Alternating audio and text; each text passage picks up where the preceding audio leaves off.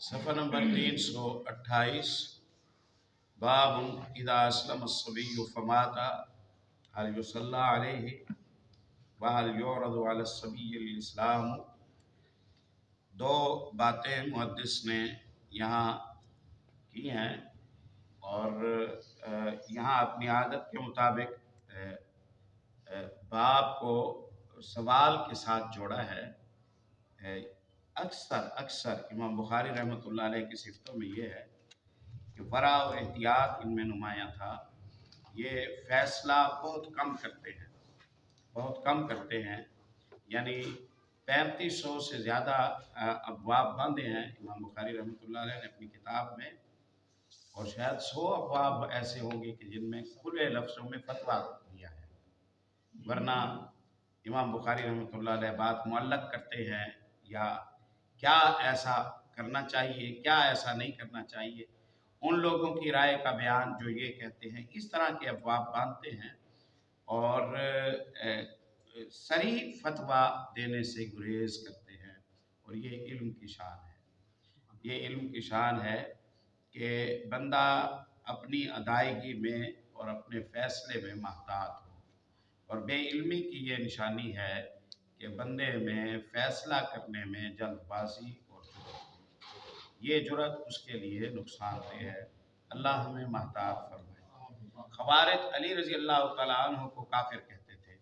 معاویہ رضی اللہ عنہ کو، دونوں کو مسلمان ماننے والوں کو کافر کہتے تھے۔ وہ کہتے تھے کہ یہ مشرک ہیں، واجب القتل ہے، ہندوؤں کو چھوڑو اور عیسائیوں کو چھوڑو، یہودیوں کو چھوڑو، یہ ان سے بھی بڑے کافر ہیں، نعوذ باللہ، ان کے خلاف لڑو، لڑتے بھی تھے۔ انہی خوارج کے بارے میں علی رضی اللہ عنہ سے پوچھا گیا کہ ان کے بارے میں آپ کیا کہتے ہیں کہ یہ کیسے ہیں؟ تو علی رضی اللہ عنہ نے کہا کہ فروا من الکفر، یہ بیچارے کفر سے بچنا چاہتے ہیں، یہ بیچارے اپنے لحاظ سے کفر سے بچنا چاہتے ہیں۔ اب دیکھیے آپ کو تو وہ کافر کہہ رہے ہیں، اور آپ کہہ رہے ہیں کہ وہ کافر نہیں ہے۔ امام احمد ابن حنبل رحمۃ اللہ علیہ کے متعلق غالباً امام صحابی رحمۃ اللہ علیہ نے لکھا ہے، ایک شخص، یہ محدثین ہے جو اقران کی حدیثوں کو ذرا دیکھ بھال کے لیتے تھے۔ اقران ہم زمانہ لوگوں میں ایک غیر معصوم سرد جنگی اور مقابلہ بازی اور کمپٹیشن ہو جاتا ہے۔ ایک ہی محلے کے یا ایک ہی شہر کے دو بڑے بڑے عالم ہیں تو دونوں آپس میں لگتے ہوں، دونوں آپس میں ایک دوسرے سے جیلس ہوں، ایک دوسرے کے ساتھ مقابلہ بازی کی کیفیت، تو یہ فطری بات ہے، اللہ تعالیٰ محفوظ فرمائے۔ اس لیے محدثین اقران کا ایک دوسرے پر جو جرح ہے نا، اس پر انحصار نہیں کرتے تھے، یعنی ملتانی کا ایک محدث ہے اور دوسرا ملتانی کا محدث ہے، اس نے اس پر جرح کی ہے یا اس نے اس پر جرح کی ہے اور کوئی جرح نہیں ملتی تو قابل اعتبار نہیں ہے۔ یا تو باہر کی گواہیاں ہیں صرف انحصار ہی ہم زمانہ لوگوں پر، ہم علاقہ لوگوں کی رائے پر کر لیں تو اقران کی جو جرح ہے، یعنی ان کا مذمتی یا اعتراضات ہیں، ان کو ذرا دیکھ بھال کر لیتے تھے۔ ایسا تھا جتنی اللہ شان کسی کو زیادہ دیتا ہے اتنے ہی زیادہ اس کو حاسد میسر آ جاتے ہیں، اس سے مقابلہ باز میسر آ جاتے ہیں، اس سے جیلس ہونے والے میسر آ جاتے ہیں۔ اللہ تعالیٰ محفوظ فرمائے، ہم سب کو دلوں کو پاک فرمائے۔ تو احمد ابن حنبل رحمۃ اللہ علیہ پر ایک شخص بات کیا کرتا تھا اور مختلف ان پر جرح کیا کرتا تھا کہ ٹھیک نہیں ہے وغیرہ وغیرہ۔ تو کسی نے اس کے بارے میں پوچھا آپ کیا کہتے ہیں؟ تو احمد ابن حنبل رحمۃ اللہ علیہ نے کہا کہ حدیث اس سے لی جائے گی، بندہ صاحب علم ہے، الا انہ اصیب فینا، لیکن ہمارے بارے میں وہ ذرا مصیبت کا شکار ہو گئے ہیں، لیکن کوئی فرق نہیں پڑتا، ہمارے بارے میں ہی ہے نا، لیکن علم کے مطابق ان کی بات ٹھیک ہے۔ تو امام بخاری رحمۃ اللہ علیہ کی یہ صفتوں میں یہ خاص صفت ہے۔ کہتے ہیں عبدالسلام مبارک پوری رحمۃ اللہ علیہ نے لکھا، وہ کہتے ہیں امام بخاری رحمۃ اللہ علیہ کا سخت ترین جرح کا جو لفظ ہے نا، سخت ترین جرح کا، یعنی جس کے بعد ان کے پاس کوئی سخت لفظ نہیں ہے، وہ یہ ہے کہ मुनकर हदीस, ये बंदा मुनकर है, ये बंदा मुनकर है, यानी इसकी हदीस का इनकार किया जाए। या तरकूहु, उलमा ने इसे छोड़ दिया है। या फीही नज़रुन, इसका मामला ज़रा देखने भालने के काबिल है। ये इमाम बुखारी रहमतुल्लाह अलैह के अल्फाज हैं। जबकि दीगर मुहद्दिसीन के हम देखते हैं कि वो वद्दाउन, मनगढ़ंत हदीसें बनाने वाला है, कज़्ज़ाब, दज्जाल, इस तरह के अल्फाज से वो बाज़ काज़िबीन के मुताल्लिक़ जरा करते हैं। और उनका भी यकीनन ये जो तबसरा है वो इंसाफ की बुनियाद पर है और हदीस की हिफाजत के लिए और अल्लाह के रसूल की फर्माबरदारी के पेश नज़र है, कोई ज़ाती इनाक़ की वजह से नहीं है। लेकिन अमीरुल मोमिनीन फिल हदीस इमाम बुखारी रहमतुल्लाह अलैह हैं, जो बहरहाल वो इंतहाई महतात ज़बान इस्तेमाल किया करते थे। एक अंदाजे के मुताबिक सही बुखारी में कोई ऐसा तबका बातिल नहीं जिसके नुक्ता नज़र का रद्द इमाम बुखारी ने ना किया हो। लेकिन तुरफ़ा ये है कि इमाम बुखारी रहमतुल्लाह अलैह ने अव्वल से लेकर आखिर तक इन 97 किताबों में किसी फ़िरके का नाम लेकर रद्द नहीं किया, किसी फ़िरके का नाम लेकर रद्द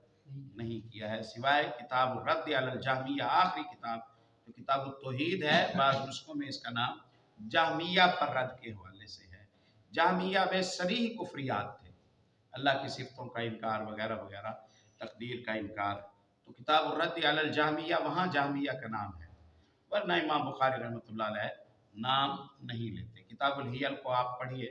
किताबुल हियल में इमाम बुखारी रहमतुल्लाह अलैह ने बाज़ तबक़ात का रद्द किया है।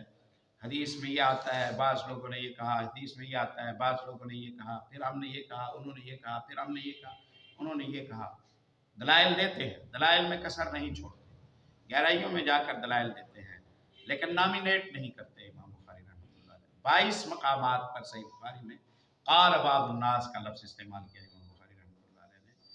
कि बाज़ लोगों ने हदीस इस तरह है, अलबत्ता बाज़ ने इस तरह कहा है, हदीस इस तरह है, अलबत्ता बाज़ ने इस तरह कहा है, हदीस इस तरह है, अलबत्ता बाज़ ने इस तरह कहा है। हज़रत आप नाम ही बता दीजिए वो बाज़ कौन है।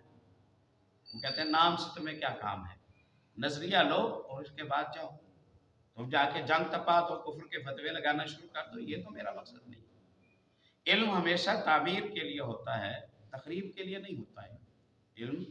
तामीर के लिए होता है, तखरीब के लिए नहीं। ये एक उम्दा सबक है और ये फ़िक्री नफासत है, पाकीज़गी है, जो हमें इस बाब में और इस तरह के अब्वाब में मिलती है। इदा अस्लम अस्सबी फमात हल युसल्ला अलैहि, बच्चा मुसलमान हुआ और फौत हो गया, मुसलमान होते ही बच्चा फौत हो गया, तो क्या बच्चे का जनाजा पढ़ा जाएगा? क्या बच्चे का जनाजा पढ़ा जाएगा? वाल युरदु अला सबील इस्लाम, बच्चा आखिरी सांसें ले रहा है, आप तीमारदारी के लिए गए हैं, बच्चा ईसाइयों का है, बच्चा यहूदियों का है, बच्चा मजूसियों का है, तो क्या इसे मुसलमान होने की दावत दी जाएगी या ये गैर मुकल्लफ है, इसको इस्लाम देने की दावत देने से क्या फ़ायदा, या इसे नहीं दी जाएगी? तो दोनों सवालों का जो जवाब है वो हदीस में आया है, दोनों सवालों का जवाब हदीस में आया है कि बच्चा अगर मुसलमान हो गया और फौत हुआ तो उसका जनाजा पढ़ा जाएगा, उसके सारे अहकाम मुसलमानों वाले होंगे और उसकी आखिरी सातों में अगर आप पहुँचे हैं तो आप उसे मुसलमान होने की दावत दें, वो मुसलमान हो जाए तो उसका इस्लाम कबूल किया जाएगा और उसके लिए बचाव की सूरत होगी इंशाअल्लाह। ये दोनों बातें इमाम बुखारी रहमतुल्लाह अलैह ने यहाँ साबित की हैं, क्योंकि ये मुख्तसर नुस्खा है, इसलिए यहाँ सिर्फ इब्ने सय्याद वाली हदीस को जिक्र किया है। नहीं, हाँ ये इब्ने सय्याद वाली है, हाँ अब्दुल कुद्दूस वाली भी हदीस आई है। यहूदी एक लड़के के पास आप सल्लल्लाहु अलैहि वसल्लम में कई हदीसें आई हैं। तो इंशाअल्लाह दोनों नतीजे वाज़ेह हैं, बच्चे का नमाज जनाजा पढ़ा जाएगा, हत्ता के नौ मौलूद आया, दुनिया में एक आध सांस ली और वो इस दुनिया से रुखसत हो गया, तो जनाजा उसका भी पढ़ा जाएगा, जनाजा उसका भी पढ़ा जाएगा। ये जो जनाजा है दरअसल बख्शिश की दुआ के तौर पर नहीं है, बच्चा तो बख्शाया है, ये जनाजा लवाहिकीन के अजर व सवाब के लिए है, उनके दराजात की बुलंदी के लिए है और उनके को सब्र और हौसला देने के लिए। अल्लाहुम्मा जअल्हु लना सलफ़न व फ़रतन हुजरा, اے اللہ یہ پیش رو ہے، ہم سے پہلے اسے جنتوں میں بھیج دے۔ اے اللہ اس کی وفات کے صدمے پر اس کے والدین کو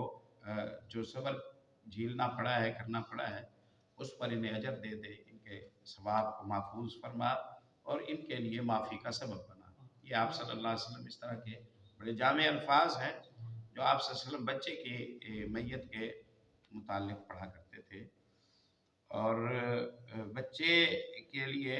اگر بخشش کی دعا ہو تو وہ درجات کی بلندی کے معنی میں سمجھی جائے گی، اگر کہیں مل جائے تو وہ درجات کی بلندی کے معنی میں سمجھی جائے گی، کیونکہ آپ جب فاتحہ پڑھتے ہیں اس میں اہدنا الصراط المستقیم کہتے ہیں، حالانکہ آپ مسلمان ہیں، صراط مستقیم پر بھی ہیں، پھر بھی آپ صراط مستقیم مانگتے ہیں تو پہچان مانگتے ہیں، پہچان ہے تو چلنے کی توفیق مانگتے ہیں، چل رہے ہیں تو قبولیت مانگتے ہیں،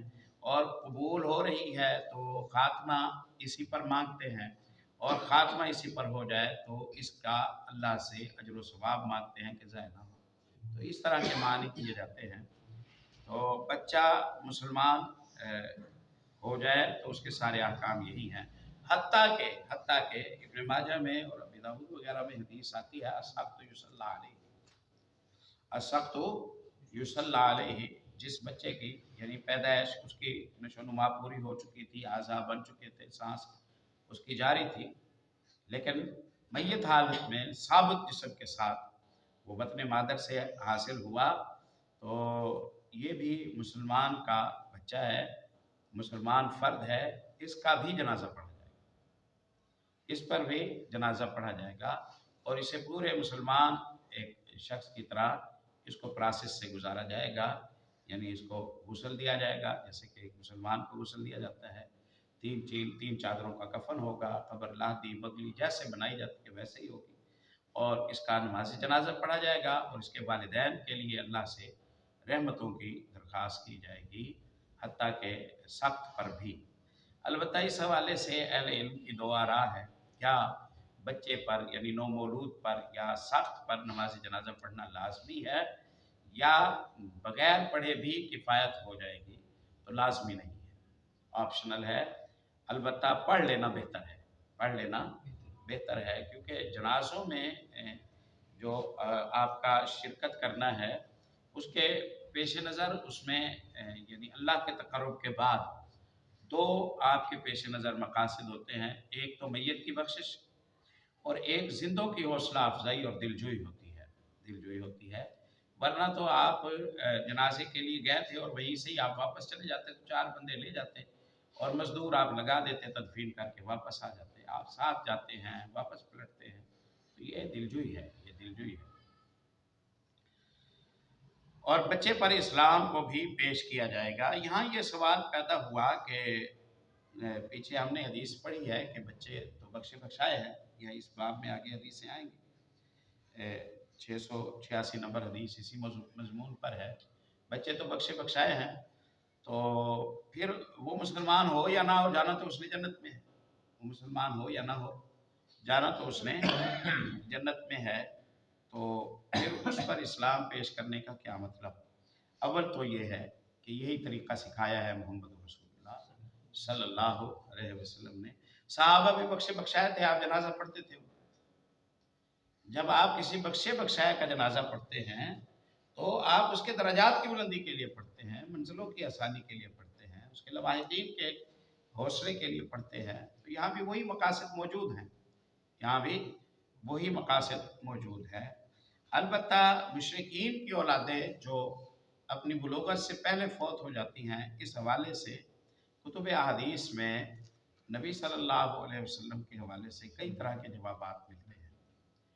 یہودیوں کی اولاد یا عیسائیوں کی یا کسی بھی غیر مسلم کی اولاد جو بچپن میں فوت ہو جائے، ان کے بارے میں پوچھا گیا تو آپ صلی اللہ علیہ وسلم پہلے فرماتے تھے کہ یہ اپنے والدین کے ساتھ ہوں گے، یہ اپنے والدین کے ساتھ ہوں گے۔ کبھی آپ صلی اللہ علیہ وسلم فرماتے اللہ عالم بما کانوا یعملون، اللہ بہتر جانتا ہے کہ انہوں نے کیا کرنا تھا۔ کبھی آپ صلی اللہ علیہ وسلم فرماتے کہ یہ تو اسلام کی حالت میں ان کی موت ہے، جیسا کہ ایک جانور جب پیدا ہوتا ہے تو پیدائشی طور پر اس کے کان کٹے ہوئے نہیں ہوتے، بعد میں اس کے کانوں کو چیر دیا جاتا ہے، یعنی مشرکانہ رسمیں شروع کر دی جاتی ہیں۔ پیدائشی طور پر تو صحیح سالم ہوتا ہے جیسے بچہ، ویسے ہی یہودیوں عیسائیوں کے یہاں جو اولاد پیدا ہوتی ہے پیدائشی طور پر تو ٹھیک ہی ہوتی ہے، بعد میں اس کے ماں باپ ہوتے ہیں جو اسے یہودی عیسائی بنا دیتے ہیں۔ اور بعض احادیث میں یہ بھی آتا ہے کہ روز قیامت ان کو امتحان میں ڈالا جائے گا، روز قیامت ان کو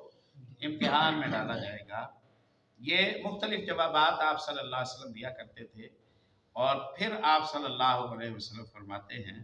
مسند بزار وغیرہ کے حوالے سے امام ابن حجر رحمۃ اللہ علیہ نے لکھا ہے کہ آپ صلی اللہ علیہ وسلم فرماتے ہیں، پھر میں نے اللہ سے دعا کی کہ اللہ، اولاد آدم علیہ السلام میں جتنے بچے بھی فوت ہو جاتے ہیں، میں التجا کرتا ہوں کہ انہیں عذاب سے بچا، انہیں جہنم سے بچا، انہیں جنتی بنا دے۔ اللہ نے میری یہ دعا قبول کی، رحمت للعالمین کی دعا کی برکت سے بچپنے میں فوت ہونے والا عیسائیوں کا، یہودیوں کا، ہندوؤں کا، مجوسیوں کا جو بچہ ہوتا ہے وہ بھی جنتی ہوتا ہے، وہ بھی جنتی ہوتا ہے۔ یہ ممکن ہے کہ موحدین کے، مسلمانوں کے جو بچے ہیں ان کا درجہ وہاں الگ کر دیا جائے، یہ ہو سکتا ہے، اس ہونے میں کوئی بعید از امکان کوئی بات نہیں ہے، کیونکہ یہ بچے جو مسلمانوں کے ہیں یہ شافع بھی بنیں گے، اپنے والدین کے حق میں شفاعت بھی کریں گے، اور ان کے لیے بخشش کا سبب بھی ہیں، اور جو وہ اولادیں ہیں ان کو اللہ نے عذاب سے بھی محفوظ فرما دیا اور غلمان الجنہ میں بھی بنا دیا، یہ ہو سکتا ہے۔ تو یہ مرحلہ وار آپ صلی اللہ علیہ وسلم کو معلومات ملتی، کبھی کچھ کبھی کچھ کبھی کچھ، اور فائنل یہی ہے کہ کفار کی جو اولاد ہے اگر بلوغت سے پہلے فوت ہو جاتی ہے تو وہ اہل جنت میں سے ہے، وہ اہل جنت میں سے ہے۔ وَهَلْ يُعْرَضُ عَلَى السَّبِيِّ الْإِسْلَامِ، اس حوالے سے حدیث لائے ہیں سیدنا عبداللہ ابن عمر رضی اللہ تعالیٰ عنہ راوی ہیں، قال انطلق عمر مع النبی صلی اللہ علیہ وسلم فی راحة قبل ابن سیاد۔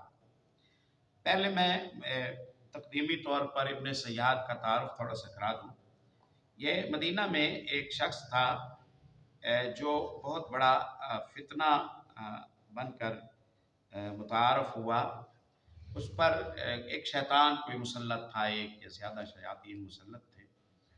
تو کبھی وہ خیر کی بات کرتا اور کبھی وہ شر کی بات کرتا، کبھی کہتا کہ میں مسلمان ہوں اور کبھی کہتا کہ میں اللہ کا نبی ہوں، کبھی کہتا کہ علم غیب اللہ کے پاس ہے اور کبھی کہتا کہ میں علم غیب جانتا ہوں، کبھی کہتا کہ محمد صلی اللہ علیہ وسلم امیوں کے نبی ہے اور کبھی کہتا کہ میں بھی نبی ہوں۔ تو کچھ وہ اپنی شعبدہ بازی اور شیطانی حرکات اور شیطانی تعاون کی وجہ سے کچھ پیشین گوئیاں اور خبریں بھی دیتا تھا، جن خبروں میں کبھی صداقت ثابت ہوتی اور کبھی صداقت ثابت نہ ہوتی۔ گویا ایمان کے حوالے سے یہ ایک خطرناک فتنہ تھا جو مدینے کی سرزمین پر عہد نبوی میں پایا گیا۔ اللہ نے اپنا کرم فرمایا۔ یہ لوگ کہتے ہیں نا کاش ہم صحابہ کے زمانے میں ہوتے، تو شکر کرو اللہ نے جس زمانے میں رکھا ہے ٹھیک رکھا ہے، اس زمانے میں ہوتے پتہ نہیں کس پارٹی میں کھڑے ہوتے۔ اللہ کے فیصلے بندے کے حق میں ٹھیک ہوتے ہیں۔ یہ وہی رسول اللہ کے ساتھی تھے جو اتنا بڑا فتنہ دیکھنے کے باوجود اللہ رب العزت کی صفتوں میں کسی کو شریک نہیں کیا۔ آج اگر کوئی ایسا زندہ مل جائے کہ جو کہے کہ بھئی یہ ہونے والا ہے اور وہ ہو جائے، تو لوگ تو اسی کی پوجا شروع کر دیں گے، لوگ تو اسی کی پوجا شروع کر دیں گے اور اپنے ایمان کو جاتا کریں گے۔ لوگوں نے دنیا سے کچھ بھی نہیں دیکھا، پھر بھی ان کے بارے میں پتہ نہیں کیا کچھ کہتے ہیں، اور اس میں کچھ دیکھ لیتے تو پتہ نہیں کیا کچھ انہوں نے کر جانا تھا۔ تو خیر اصحاب رسول اللہ صلی اللہ علیہ وسلم متزلزل نہیں ہوئے، اصحاب رسول اللہ صلی اللہ علیہ وسلم متزلزل نہیں ہوئے، حالانکہ وہ بتاتا تھا اور اس کی بات بعض دفعہ صحیح پڑ جاتی۔ وہ عقیدے کا سبق یہ ہے کہ اگر کوئی نجومی یا حال دیکھنے والا کوئی خبر دے اور وہ خبر صحیح بھی پڑ جائے تب بھی اس کی تصدیق نہ کرو۔ من اتی کاہنا فصدقہ فیما یقول فقد کفر بما انزل علی محمد، جو کاہن کے پاس آیا، کاہن نے بات کی، اس نے تصدیق کر دی، ہاں جی بابا جی آپ ٹھیک کہتے ہیں، واقعی اسی طرح تو ہوا ہے، بات بھی صحیح پڑی، فصدقہ فیما یقول، اس نے پھر بھی سچ کہا ہاں ٹھیک ہے آپ صحیح کہتے ہیں، فقد کفر بما انزل علی محمد، اس نے محمد پر صلی اللہ علیہ وسلم پر نازل ہونے والے دین کا انکار کیا، اس نے اس دین کا انکار کیا۔ کوئی بتاتا ہے نا کہ آپ کے ساتھ یہ ہونے والا ہے وہی ہو جائے، آپ کہیں کہ نہیں جھوٹ بولتا ہے، نہیں ہوا ایسا، نہیں ہوا ایسا، بلکہ اس کے برعکس ہوا ہے، اسے جھٹلائے تاکہ اس کی دکان نہ چلے۔ تو یہ ایمان کی بات ہے۔ تو ابن سیاد بھی اسی طرح کا یہ شخص تھا۔ کہتے ہیں کہ نبی صلی اللہ علیہ وسلم کے بعد سیدنا عمر رضی اللہ تعالیٰ عنہ کے زمانے تک شاید یہ زندہ بھی رہا ہے، شادی بھی کی ہے، اولاد بھی ہوئی ہے اس کی، کلمہ بھی پڑھتا تھا اور الٹی سیدھی حرکتیں بھی دکھاتا تھا، خود ابو سعید خدری رضی اللہ تعالیٰ عنہ سے آتا ہے، فرماتے ہیں مدینے سے مکے کی طرف میں جا رہا ہوں عمرے کے لیے، حج کے لیے، قافلے کے ساتھ ہوئی، ابن سیاد بھی ساتھ ہے، ہر طرح کی باتیں اس کے متعلق مشہور تھی، تو میں اس سے کتراتا، پیچھے ہٹتا کہ میرے ذمہ نہ لگے۔ تو کہتے ہیں کہ وہ میرے قریب ہوتا، باتیں کرتا مجھ سے، پڑاؤ ڈالا تو مجھے کہا کہ ابو سعید آؤ الگ بیٹھتے ہیں، بات کرتے ہیں، تو نہ چاہتے ہوئے بھی میں اس کے پاس چلا گیا، کہا لوگ دیکھو مجھے کوئی دجال کہتا ہے کہ کچھ کہتا ہے کہ کچھ کہتا ہے، حالانکہ نبی صلی اللہ علیہ وسلم نے دجال کے بارے میں فرمایا کہ وہ آنکھوں سے کانا ہوگا، میری آنکھیں تو ٹھیک ہیں، دجال کے بارے میں کہا کہ ماتھے پر کافر لکھا ہوگا، میری ماتھے پر تو کافر نہیں لکھا گیا، دجال کے بارے میں کہا یہ ہے کہ اس کی اولاد وغیرہ نہیں ہوگی، میری تو اولاد ہے، شادی ہوئی ہے، وغیرہ وغیرہ، دجال مکے میں داخل نہیں ہو سکے گا، مدینے میں داخل نہیں ہو سکے گا، میں مدینے میں رہتا ہوں، مکے جا رہا، تو لوگ دیکھ میرے لیے کتنی زیادتی مجھ پر کرتے ہیں۔ ابو سعید خدری رضی اللہ عنہ کہتے ہیں مجھے وہ کہتا رہا، مجھے ترس آنے لگا اور مجھے یوں لگا کہ شاید میں اس کی بات میں ہاں ملا دوں کہ ٹھیک ہے، باقی لوگوں کو ایسا نہیں کہنا چاہیے۔ وہ کو دودھ دو کے لایا، پانی پیو، میں نے کہا میں نہیں پیتا، اصل میں ڈر یہ تھا، میں نے کہا میں ان دنوں میں دودھ نہیں پینا چاہتا، یہ لسی جو تو لے آیا، اصل میں ڈر یہ تھا کہ وہ پھوکا نہ مار دے کہ میرے لیے مسئلہ نہ بن جائے، تو مجھے اس پر اعتبار نہیں تھا، یہ باتیں کرتا رہا، جب مجھے ترس آیا تو کہتا ہے کہ ہاں میں جانتا ہوں دجال اس وقت کہاں ہے۔ میں نے کہا بدبخت، ابھی میں تجھ پر اعتبار کر رہا تھا، ترس کر رہا تھا، اور ابھی تو کہتا ہے کہ میں جانتا ہوں کہ وہ کہاں ہے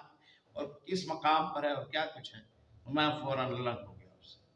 تو ایک بڑا خطرناک فتنہ تھا، اللہ نے اپنے صحابہ کو چنا ہے نا، تو بھٹیوں سے گزار کر چنا ہے، پرکھ کر چنا ہے، انہیں امتحانوں میں ڈال کر چنا ہے۔ ایسے حالات میں مدینے کی چھوٹی سی بستی میں اتنا بڑا فتنہ رہتا ہے اور ایک بندہ بھی نہیں ہے کہ جو اس کے کسی جھانسے میں آ جائے، کوئی بھی اس کے جھانسے میں آنے والا نہیں ہے۔ عقیدے کے حوالے سے نبی کریم صلی اللہ علیہ وسلم نے اتنی پختہ تربیت، بہرحال پریشانی کی بات تو تھی، اس لیے اس کے حل کے لیے پیارے نبی صلی اللہ علیہ وسلم نے جب یہ سنا نا کہ وہ کہتا ہے کہ میں غیب جانتا ہوں، میں دلوں کے بھید جانتا ہوں، غیب جانتا ہوں، تو آپ صلی اللہ علیہ وسلم نے فرمایا کہ چلو جاؤ اس کا پتہ کرتے ہیں، اور سورۃ الدخان آپ صلی اللہ علیہ وسلم نے ذہن میں رکھی، دخان دھوئیں کو کہتے ہیں، کہ ذہن میں دخان رکھی، قیامت کے قریب کے دھوئیں کا تذکرہ ہے اس صورت میں، اور آپ نے فرمایا کہ جا کے اس سے پوچھتے ہیں کہ ہم کیا سوچ کے ہیں، تو جو دلوں کے بھید جانتا ہے تو بتا ہمیں بتا کہ ہم کیا سوچ کے آئے ہیں۔ تو آپ صلی اللہ علیہ وسلم آئے اور آ کر آپ صلی اللہ علیہ وسلم نے اس سے پوچھا، یہاں آ رہا ہے، اس سے پوچھا کہ ہاں بتا تو غیب جانتا ہے؟ کہاں جانتا ہوں۔ کہا کہ پھر کیا آتا ہے تیرے پاس؟ کہا کبھی سچا آتا ہے کبھی جھوٹا آتا ہے میرے پاس۔ آپ نے پوچھا کہ کیا تو گواہی دیتا ہے کہ میں اللہ کا رسول ہوں؟ کہا ہاں میں گواہی دیتا ہوں، آپ امیوں کے یہاں رسول بنا کر بھیجے گئے ہیں، کیا آپ گواہی دیتے ہیں کہ میں اللہ کا رسول ہوں؟ آپ نے فرمایا میں اللہ اور اللہ کے سارے رسولوں کو مانتا ہوں، اگر تو رسول ہے تو مانتا ہوں، اگر تو نہیں ہے تو میں نہیں مانتا۔ آپ نے طول نہیں دیا، بات کو پھیرنے نہیں دیا، ٹاپک سے باہر آپ صلی اللہ علیہ وسلم نہیں نکلے، ورنہ اس بحث میں لگ جاتے، جس کام کے لیے گئے تھے وہ رہ جاتا۔ تو آپ صلی اللہ علیہ وسلم نے فرمایا میں اللہ اور اللہ کے سارے رسولوں کو مانتا ہوں۔ کہا ہاں بتا کیا سوچ کے ہیں؟ اب وہ کب جانے، دلوں کے بھید تو اللہ کے سوا کوئی نہیں جانتا، وہ کب جانے، لیکن جو ابلیس اس کے ساتھ لگا ہوا تھا، جو ابلیس قربانی دیتا ہے نا لوگوں کے عقیدے بگاڑنے کے لیے، کاہنوں کی خدمت کرتا ہے، کاہنوں کے لیے جانیں قربان کرتا ہے، اولادیں قربان کرتا ہے ابلیس، ہم پیچھے بات کر چکے ہیں۔ اب وہ اس کا ساتھ دینے کے لیے آیا، کیسے بتایا اسے کہ یہ صورت دخان سوچ کے آئے ہیں۔ یہ نہ بتایا اس نے، لیکن اس کے ناک میں دھواں چڑھایا اس نے۔ دھواں جب اس کے ناک میں چڑھا تو وہ کہنے لگا دکھ دکھ، مجھے دھواں آ رہا ہے، دھواں آ رہا ہے، دھواں آ رہا ہے۔ اس نے جب یہ کہا نا کہ دھواں آ رہا ہے، دھواں آ رہا ہے، اور رسول اللہ صلی اللہ علیہ وسلم بھی صورت دخان سوچ کے گئے تھے۔ دخان اور دکھ ملتا جلتا تو ہے نا، ملتا جلتا تو ہے۔ تو آپ صلی اللہ علیہ وسلم نے فرمایا آپ نے فرمایا تو نے ذلیل و رسوا ہو جانا ہے، اس حد سے آگے تو نہیں بڑھ سکتا۔ شیاطین وہ اس طرح کے شعبے دکھا کر اور اس طرح کی حرکتیں کر کے لوگوں کے ایمانوں پر حملہ آور ہوتے ہیں، اور حقیقت میں قدرت اللہ کے پاس ہے اور علم غیب اللہ کے پاس ہے۔ یہ اس طرح کے معاملات کو اگر کوئی دیکھتا ہے تو ان معاملات کو وہ کسی میں اللہ کی صفتیں ماننے یا علم غیب ماننے کا سبب اور ذریعہ نہ سمجھے۔ آپ صلی اللہ علیہ وسلم نے اس سے 2 دفعہ تقریباً ملاقات کی۔ ایک دفعہ ہے وہ میدان میں کھیل رہا تھا، باغ میں کھیل رہا تھا، اسے بلایا اور اس سے یہ باتیں کی۔ اور ایک دفعہ آپ صلی اللہ علیہ وسلم تشریف لائے، آپ کی یہ خواہش تھی کہ نیند کے دوران جب یہ سویا ہوا ہو تو میں اس وقت اس سے پوچھوں یا اس کے قریب آ کر اس سے سنوں کیا کہتا ہے۔ نیند میں بڑبڑاتا رہتا تھا۔ یہ باغ میں سویا ہوا تھا اور چادر اس نے اپنے جسم پر ڈالی ہوئی تھی۔ آپ صلی اللہ علیہ وسلم اپنے ساتھیوں کے ہمراہ آئے اور درختوں کے تنوں کے پیچھے درختوں کے تنوں کے پیچھے چھپ کر آپ صلی اللہ علیہ وسلم خفیہ انداز سے اس کے قریب آنا چاہ رہے تھے۔ اللہ کا کرنا اس دوران اس کی ماں نے دیکھا، اس دوران اس کی ماں نے دیکھا کہ محمد صلی اللہ علیہ وسلم اس کی بات سننا چاہتے ہیں، تو اس نے کہا یہ صافی، او صافی، صافی اس کا نام تھا، صاف اس کا نام تھا، ابن سیاد کے نام سے یہ مشہور ہے۔ اے صافی، یہ لوگ آئے ہیں۔ تو جیسے اس نے ماں کی آواز سنی تو وہ اٹھ کے بیٹھ گیا۔ آپ صلی اللہ علیہ وسلم نے فرمایا یہ اللہ کی بندی اگر چھوڑ دیتی، اسے سویا رہنے دیتی تو یہ سویا ہی رہتا اور ہم قریب آ کر اس کی بات سنتے اور ہمیں اندازہ ہو جاتا کہ اس کا کیا معاملہ ہے۔ سیدنا عمر ابن خطاب رضی اللہ عنہ نے کہا اللہ کے نبی آپ مجھے حکم دیں میں اسے قتل کر دوں، یہ شیطانی کام کر رہا ہے، میں اسے قتل کر دوں۔ آپ نے فرمایا یکن ہوا فلن تسلط علیہ، اگر یہ اصل دجال ہے تو اس پر مسلط نہیں ہوگا، اور اگر یہ دجال نہیں ہے تو فلا خیر لک فی قتلہ، تو اس کو قتل کرنے میں تجھے کیا فائدہ۔ اگر دجال ہے یہ تو اسے قتل کرنا ہے عیسیٰ علیہ السلام نے، اور اگر یہ دجال نہیں ہے تو پھر اسے قتل کرنے کا فائدہ نہیں ہے، تو اسے چھوڑ دو۔ گویا محمد رسول اللہ صلی اللہ علیہ وسلم کو بھی اس کے متعلق اشتباہ تھا کہ کیا یہی دجال ہے یا یہ دجال نہیں ہے، اور عبداللہ ابن عمر رضی اللہ تعالیٰ عنہ کہا کرتے تھے کہ یہی دجال ہے، یہی دجال ہے۔ جو علامتیں نبی صلی اللہ علیہ وسلم نے اس کا کانا ہونا اور اس کا ماتھے پر کافر لکھا ہوا ہونا اور اس کی ایک آنکھ کی بینائی کا قریب ختم ہونا، اور جو بھی علامتیں بتائی ہیں آپ صلی اللہ علیہ وسلم کے مکہ مدینہ میں داخل نہ ہونا، یہ چیزیں جو آپ نے بتائی ہیں یہ علامتیں اس کے عہد خروج کے ساتھ تعلق رکھتی ہیں، عہد خروج کے ساتھ تعلق رکھتی ہیں، یہ ان دنوں کے ساتھ تعلق نہیں رکھتی جو خروج سے پہلے کے ایام۔ تو وہ تو مدینے میں خروج سے پہلے کے ایام میں تھا نا، تو اس وقت وہ مدینے گیا، مکے گیا، ٹھیک ہے گیا، اب وہ بطور دجال نہیں تھا۔ اگر یہی تھا اسے پھر یہ غائب ہو گیا، بعض کہتے ہیں فوت ہو گیا اور اکثر یہ کہتے ہیں کہ پھر یہ گم ہو گیا، وہ شیطان ہی لے گیا اسے، یہ جو بھی ہوا اس کا معاملہ تفسیر کا علم نہیں ہے، پھر یہ غائب ہو گیا، یا یہ خود دجال تھا یا اس کے نمائندوں میں سے تھا، جو بھی تھا، تو پھر یہ غائب ہو گیا اور پھر یہ نہیں ملا۔ تو آپ نے فرمایا اگر یہ وہی ہے تو اسے قتل نہیں کر سکے گا، اسے عیسیٰ علیہ السلام قتل کریں گے، اور اگر یہ وہ نہیں ہے تو اسے قتل کرنے کی ضرورت نہیں ہے۔ اب دجال کب آئے گا اور دجال کو قتل کرنے کے لیے امام مہدی اس کے خلاف جہاد کی تحریک چلائیں گے، اور پھر عیسیٰ علیہ السلام کا نزول ہوگا اور عیسیٰ علیہ السلام قتل کریں گے اسے۔ یہاں شاید بات کل مجھے یاد رہا تو کرنی چاہیے، کیونکہ لوگ اب وہ فلسطین پر جو ہونے والا حملہ ہے اس میں وہ کہتے ہیں کہ ہم سے تو کچھ نہیں ہوتا ہے، تو ایسا کیجئے کہ امام مہدی صاحب آپ بھی تشریف لے آئیے اور اس مسئلے کو حل کیجئے۔ تو امام مہدی کے آنے کا ٹائم ابھی آ گیا ہے یا نہیں آیا، حدیث میں یہ آتا ہے کہ پہلے دجال آئے گا، اس کے مقابلے میں امام مہدی امت کا ایک فرد آئے گا، امت کا ایک فرد آئے گا۔ تو ابھی تو دجال نہیں آیا، ابھی تو دجال نہیں آیا، اور العجل یا مہدی، العجل یا مہدی کہنا یہ بے موقع بات ہے، اس پر تھوڑی سی بات ہونی چاہیے، شاید کل یاد رہا تو